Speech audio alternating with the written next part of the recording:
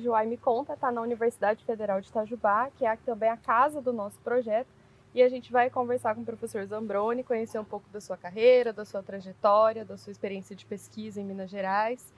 E eu queria começar, professor, agradecendo a sua disponibilidade, a sua paciência e o carinho com o nosso projeto, né? A gente precisa registrar que essa entrevista já teve uma primeira gravação e as cigarras impediram que a gente pudesse compartilhar esse material com vocês.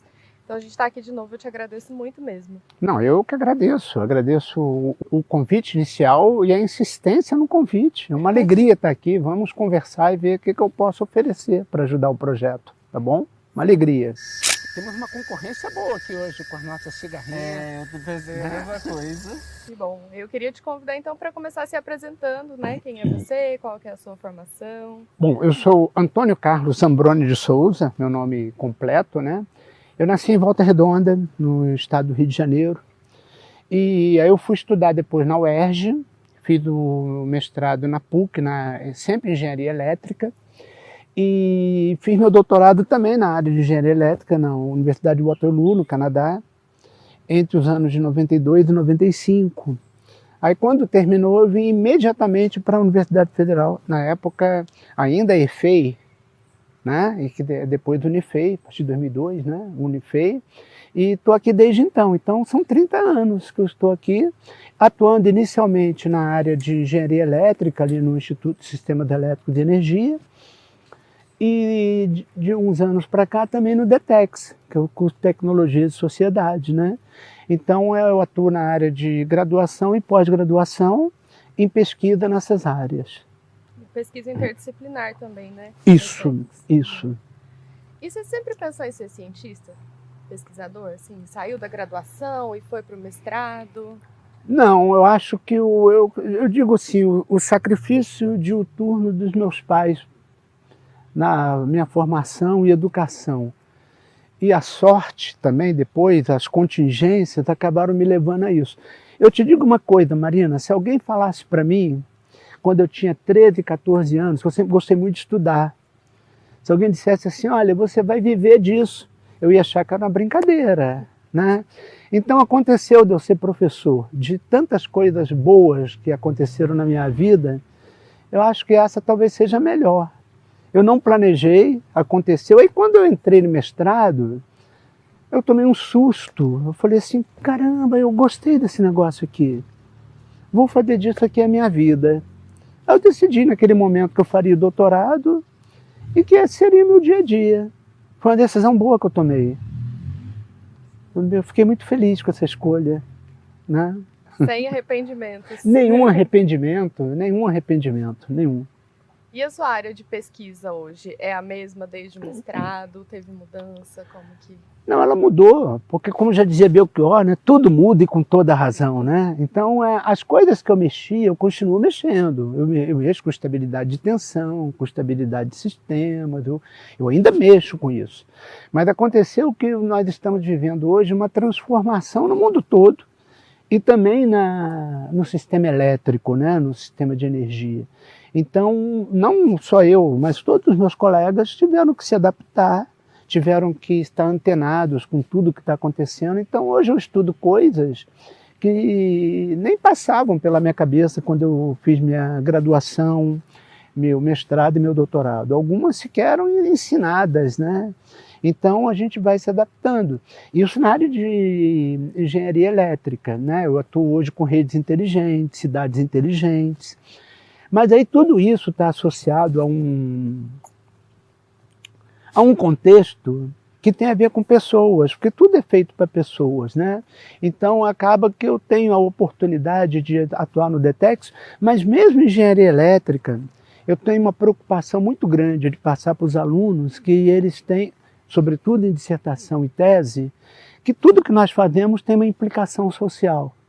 Então é necessário deixar claro de que forma você está contribuindo sob o ponto de vista técnico, mas também social. Quais são as implicações daquilo que você está fazendo, né? Então essa é a preocupação central que eu tenho no dia a dia. Acho que não é uma preocupação só de pesquisa, né? É como a gente se coloca no mundo mesmo. E como ela afeta a vida das pessoas, né? É isso. E na sua formação inicial, né, a gente tem o entendimento de que a engenharia ela é mais rigorosa, como uma ciência mais dura. Essa preocupação, ela acontecia na sua formação? Você sente, né, são 30 anos aqui em Itajubá, contribuindo com a formação de novos engenheiros. Você sente que isso também mudou na educação, que isso mudou dentro da instituição, essa preocupação ela foi chegando, ela sempre existiu? Vamos dividir em duas partes isso daí. Primeiro, eu acho que talvez haja uma pequena injustiça com o pessoal de engenharia, que é muito acusado de estar distante da questão social, da questão humana, né? De fato, na formação, no dia a dia, não se fala tanto. Mas você vai olhar assim, olha, uma hidrelétrica, ela tem implicações ambientais, e isso é estudado também. Então hoje, evidentemente que as coisas vão mudando, a questão ambiental ganhou um papel relevante nas discussões de novos projetos. Mas o que eu estou querendo dizer é que os projetos de engenharia elétrica, que é a área em que eu atuo, sempre estiveram ligados a fortes impactos sociais e ambientais também. E está mudando muito mais, porque o sistema está mudando, né? Tudo está se transformando. Então, essa questão que a gente pode chamar de holística está vindo junto. Então, essa, a grosso modo, seria a minha maneira de responder em relação à engenharia como um todo. Agora, em relação à minha formação, aí vem uma outra coisa que a gente tem a questão familiar, da educação recebida em relação à forma de ver o mundo e a sociedade. E eu venho de uma... Talvez nem coubesse muito nessa nossa conversa, mas eu venho de uma formação muito ligada à comunidade eclesial de base. Então, embora na área tecnológica, essas coisas sempre fizeram parte de mim, elas sempre estiveram dentro, né? Então, na verdade, não é nenhuma surpresa que eu tenha seguido esse caminho com essas preocupações, tá? Eu acho que é natural, mas eu repito, a questão das engenharias como todo, elas sempre estiveram ligadas a um forte impacto social. Elas fazem a transformação tecnológica que acaba transformando não apenas a tecnologia, mas a vida em sociedade. E sempre tem um impacto inicial muito forte, né? Porque ela antecede as mudanças sociais, ela provoca essas mudanças sociais, né? Você imagina a transformação que a internet, que o telefone celular acabou provocando no dia a dia das pessoas, transformações muito positivas e algumas negativas também, né? Mas é assim.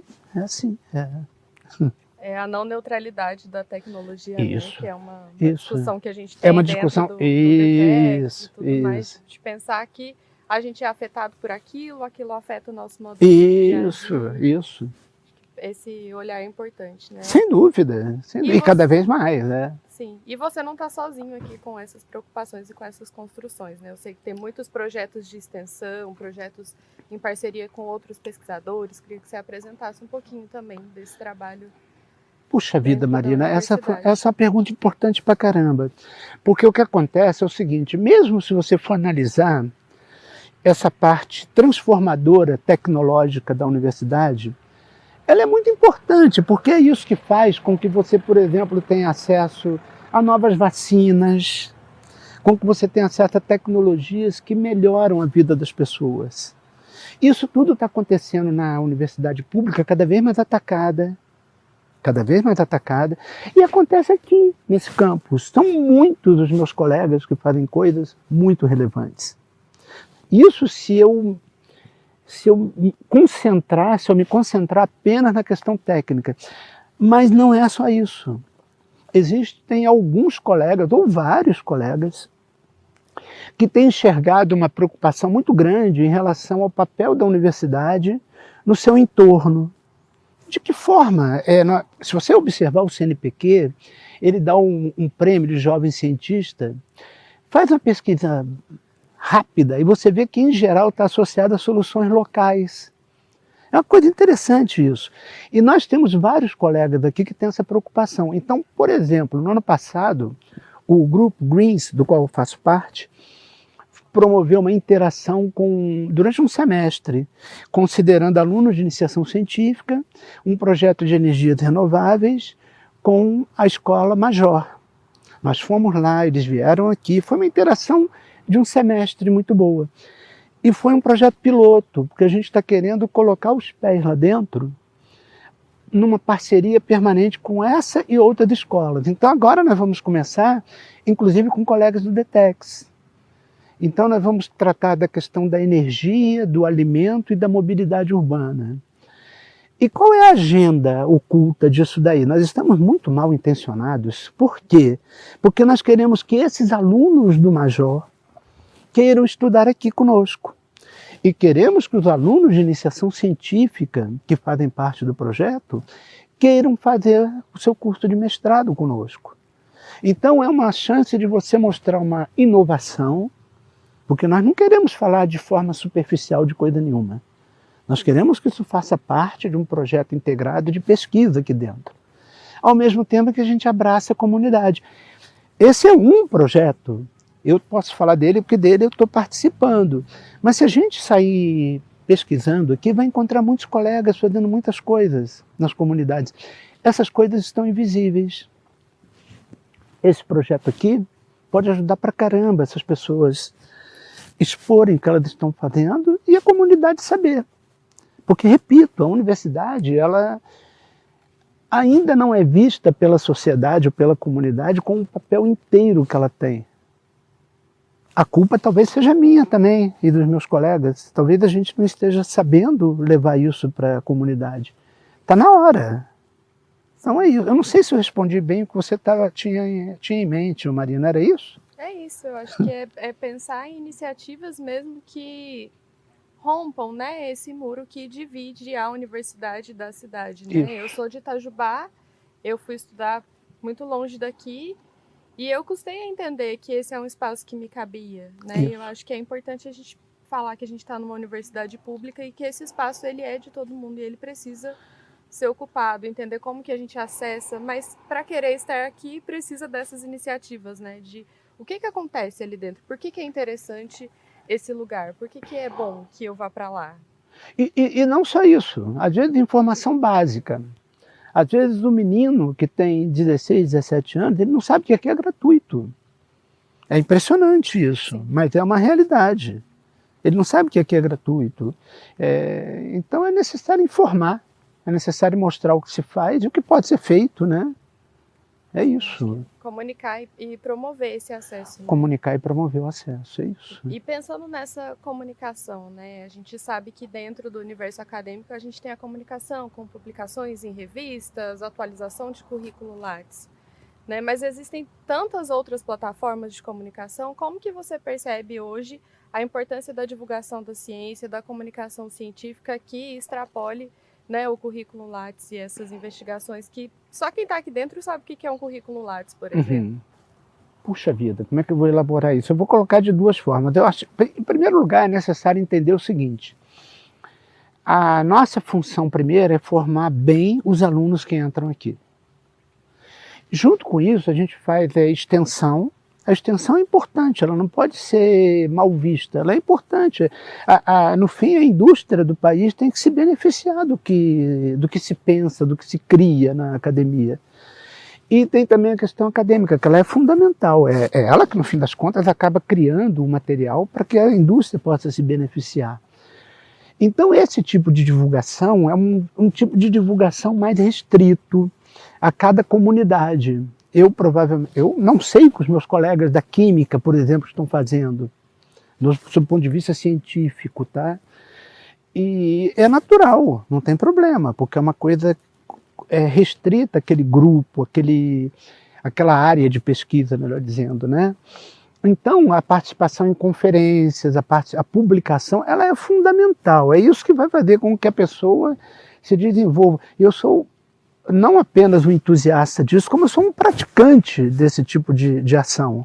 Há 30 anos eu fui muito bem acolhido nessa instituição, em 1995, e ela me deu todas as oportunidades, todas as condições de desenvolver o trabalho que eu faço. Então esse tipo de divulgação, encontra um canal muito específico, eu diria. Tá, mano? Agora, o que você está falando é uma outra coisa. De que forma esse conhecimento, de que forma esses alunos que você está formando, né, podem comunicar, podem divulgar à comunidade tudo isso que está acontecendo. Então, isso daí você já entra nessa questão holística da formação do aluno, uma formação mais ampla, que só vai fazer bem o engenheiro. Não importa que ele não queira fazer pesquisa depois. Se ele se formar com conhecimento técnico de alto nível e com a consciência do que ocorre no seu entorno, ele já vai ser um engenheiro melhor.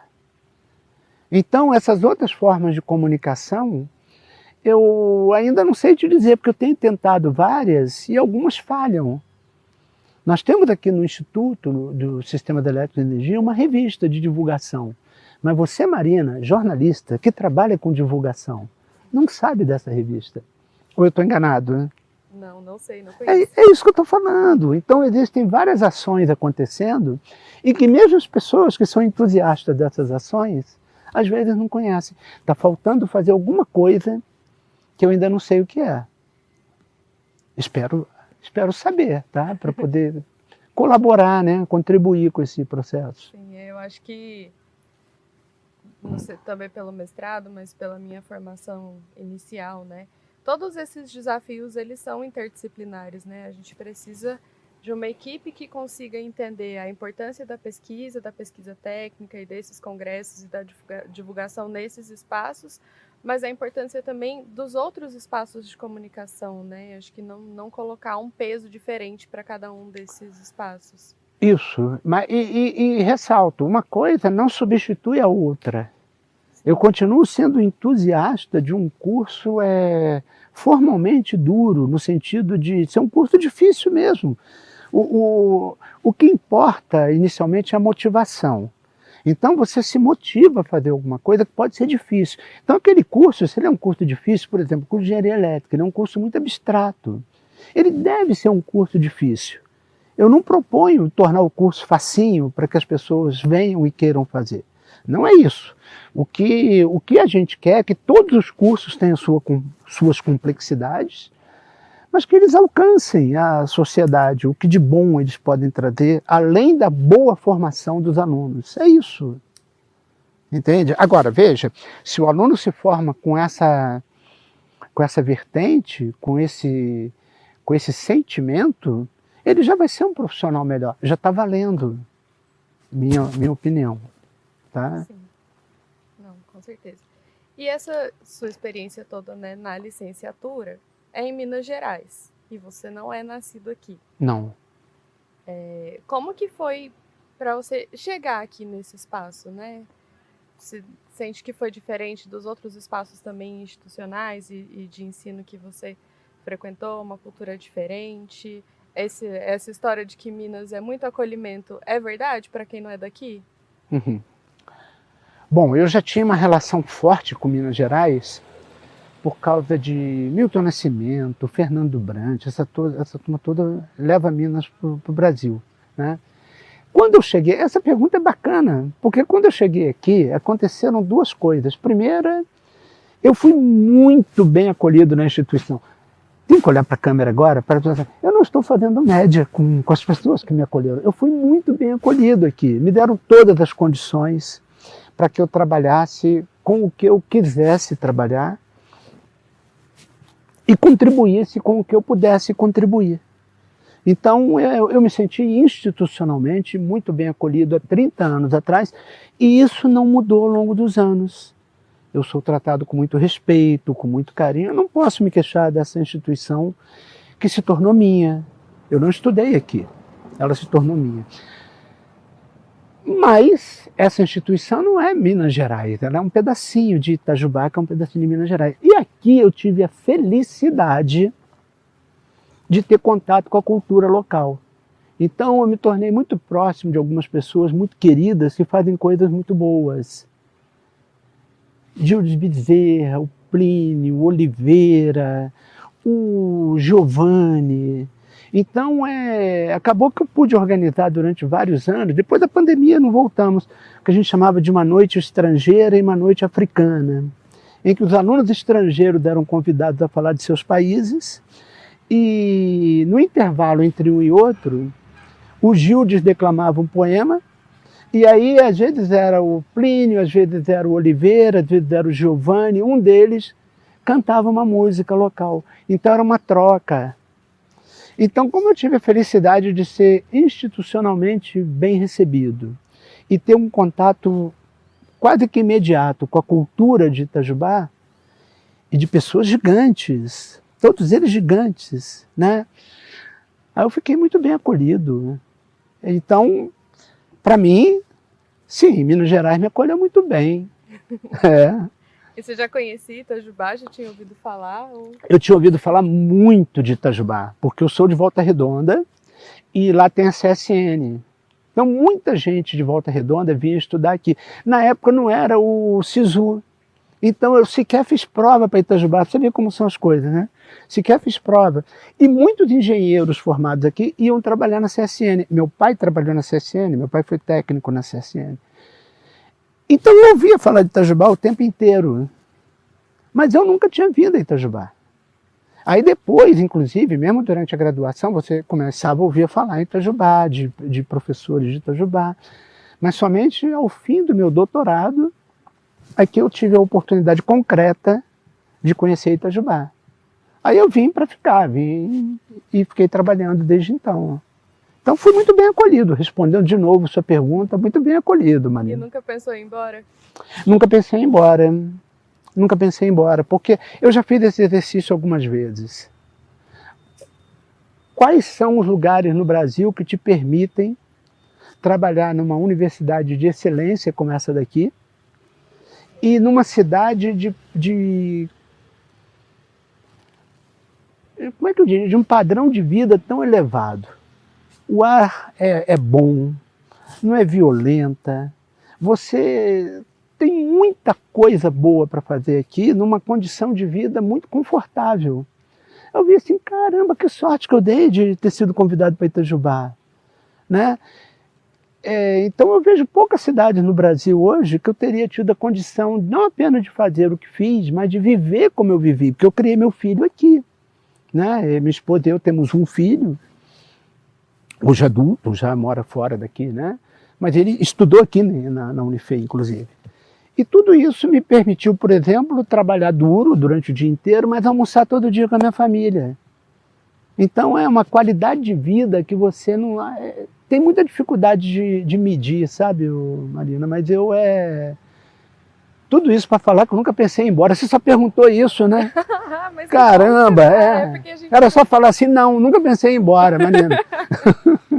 Mas eu sou de Itajubá, eu sou suspeita, mas eu acho que aqui é tudo pertinho e aqui é melhor que muito lugar, né? Eu adoro. Embora para reconhecer que era bom estar aqui. Não, eu adoro. Não vou falar mal da cidade que eu nasci, Volta Redonda, ou da cidade onde eu estudei, no Rio de Janeiro. Não vou falar mal disso. Mas aqui é um lugar que eu me senti muito acolhido. Isso é importante, né? Sim, e esse acolhimento, esse conhecimento da cultura local também, né? Acho que eu conheço poucas pessoas dentro da Unifei, inclusive, que conhecem Gildes e que citam Gildes como... Mas aí ele virou meu amigo pessoal, temos até coisa em conjunto, fizemos trabalho em conjunto, mas tem uma coisa muito interessante do Gildes, quando eu cheguei aqui, eu fui no Bar do Mário, que era pequenininho naquela altura.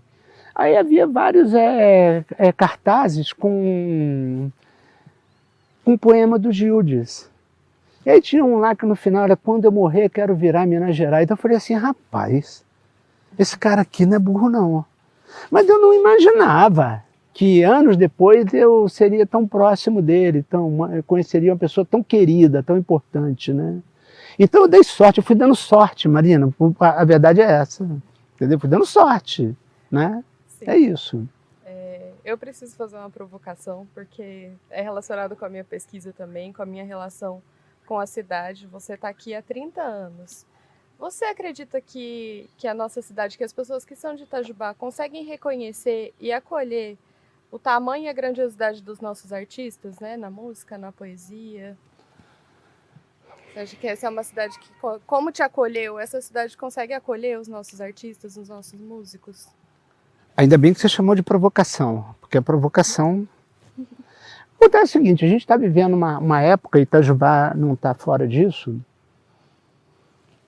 tem que tomar cuidado para escolher as palavras, né? Mas se Itajubá não está fora disso, você vai ali no parque, num determinado evento, e aí tem um cantor muito famoso, muito conhecido, e que custou muito caro.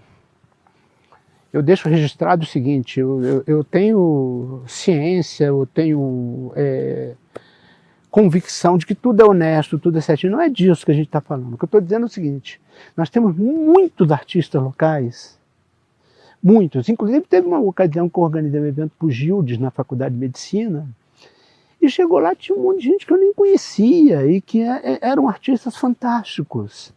Então eu acho, aí eu digo que não, a cidade não consegue ainda valorizar. Essa busca que eu estou te falando, olha que coisa interessante, como as coisas se abraçam. Essa busca de divulgação do que se faz aqui dentro, talvez valha para a cultura. Talvez valha para a cultura. Tem um aluno do Detex começando a trabalhar com o tema agora, comigo, que é justamente isso. E se você ocupar os bairros de periferia de Itajubá, todo sábado e domingo com cultura? Então eu acho que é muito mais barato e mais efetivo. Então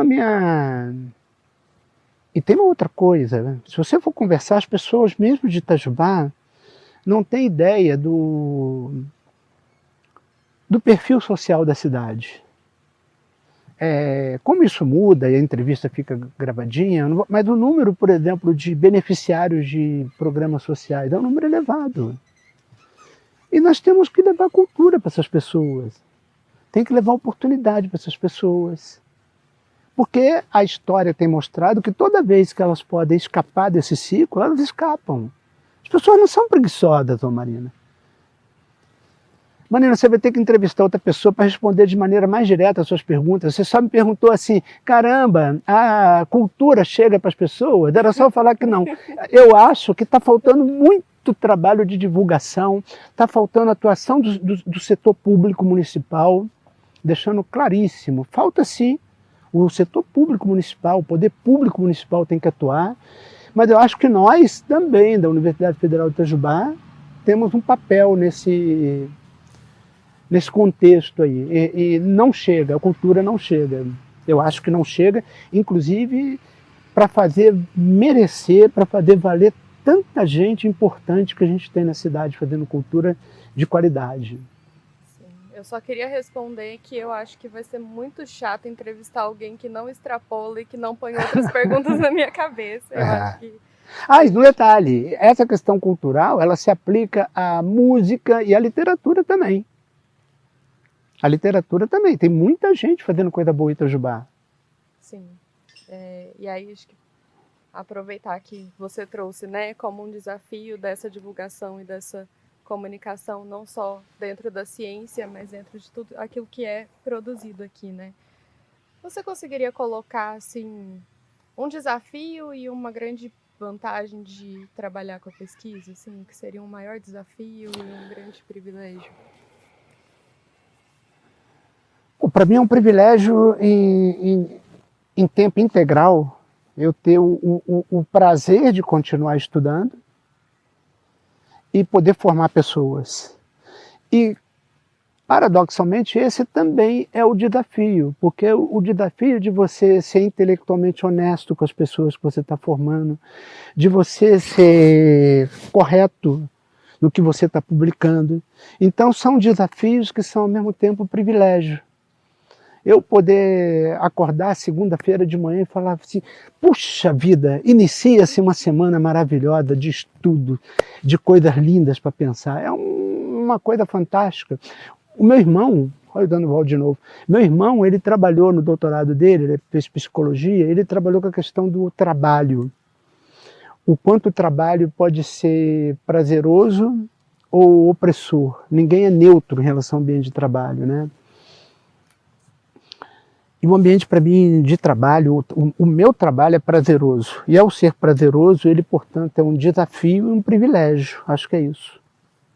E alguma coisa que eu não te perguntei sobre a sua pesquisa, o seu trabalho, que você acha que eu falei que era muito importante falar? Puxa, importante demais. Importante demais. Acho que você falou tudo, Marina. Eu que falei demais. Eu acho isso. Nós estamos num mundo em transformação. Estamos num mundo... É importante prestar atenção no seguinte. Nós temos um crescimento no desinteresse do jovem de ingressar na academia. E nós temos um país para construir, né? Um país que estava em construção, quase acabou, agora estamos reconstruindo. Nós temos um país para construir, nós temos uma geração que está chegando, uma geração de jovens que precisa ser estimulada. Então nós temos muito trabalho pela frente. Mas ao mesmo tempo nós temos todas as ferramentas para isso. O Brasil pode ser um lugar muito melhor, Itajubá pode ser um lugar muito melhor. E o nosso papel está aí, ele não está inteiramente definido, mas os atores estão aí, falta definir que papel cada um vai interpretar. Tem muita gente querendo fazer coisa boa, então é necessário organizar, criar projetos como esse. As coisas podem acontecer, acho que é isso. Bom, tá? Uma mensagem de esperança para a gente. Uma mensagem de esperança. Estou engatinhando na pesquisa, né, com mestrado nesse processo, e eu acho que pensar que é possível, né, e tiver há 30 anos trabalhando aqui, tendo prazer, tendo orgulho de fazer aquilo que você faz, é bom também para a gente. Uma esperança comedida e realista, né? Sim. Porque também não adianta ter uma ilusão de que tudo vai se ajeitar sozinho. Não vai. Nós vamos ter que trabalhar, né? Sim, então vamos juntos, né? Porque sozinho Isso, é mais difícil. Isso. Muito obrigado, professor. Marina, eu te agradeço muito. Eu encerro olhando para ali, dizendo o seguinte, eu agradeço demais o convite, incentivo quem está assistindo a se inteirar do que acontece aqui na nossa universidade, inclusive através dessa ferramenta, desse programa. Te agradeço a gentileza, tá, Marina? Obrigado pela oportunidade. Quer fazer um merchan da sua revista? Não, na verdade não é minha, é uma revista do Instituto, ela está na página da Unifei, está no LinkedIn. É uma revista de divulgação científica que mostra as coisas do Instituto de Sistema Elétrico de Energia. Tem sempre uma entrevista com alguma personalidade importante que passou por aqui, inclusive um artigo de um ex-aluno que hoje está na indústria, sempre convidado também. Então é uma revista de divulgação, mas nós vamos dar um jeito de torná-la mais acessível, a exemplo de tudo mais que a gente quer divulgar aqui, tá bem? Como é que é o nome da revista? O nome foi dado pelo professor Estácio, tem que dar o crédito, porque foi um nome belíssimo. O nome do Instituto, a sigla, é ISE, Instituto de Sistemas Elétricos e Energia. E ele propôs que a revista se chamasse Pesquise, colocando o nome do Instituto no final. Eu tenho que dar o crédito para não falar que eu sou criativo, foi ele, tá bom? Não, tá, joia. O Ai Me Conta apresenta Dedo de Prosa. Minas Gerais em uma palavra. Acolhedora. A comida mineira favorita. Costelinha? E um lugar especial em Minas Gerais. Itajubá. Café ou pão de queijo? Café com pão de queijo. Não pode separar? Não. E um mineirês favorito, uma expressão mineira? Olha só para você ver. E uma personalidade mineira que te inspira? Puxa, tem tanta gente que eu queria falar, tanta gente que cabe num abraço, mas só pode ser uma. Puxa vida. Eu vou ficar com o Gildes, que é o nosso poeta local. Fica com o Gildes. Parece que é... Fica com o Gildes mesmo? Não, não, é o Gildes. E se a sua pesquisa, o seu trabalho com a pesquisa, fosse um ditado ou uma expressão mineira? Qual seria? Caramba. É trem-bom. Trem-bom, né? Trem-bom. É trem-bom, é. É isso. É isso. Muito obrigado, professor. Eu te agradeço demais o convite, incentivo quem está assistindo a se inteirar do que acontece aqui na nossa universidade, inclusive através dessa ferramenta, desse programa. Te agradeço a gentileza, tá, Marina? Obrigado pela oportunidade.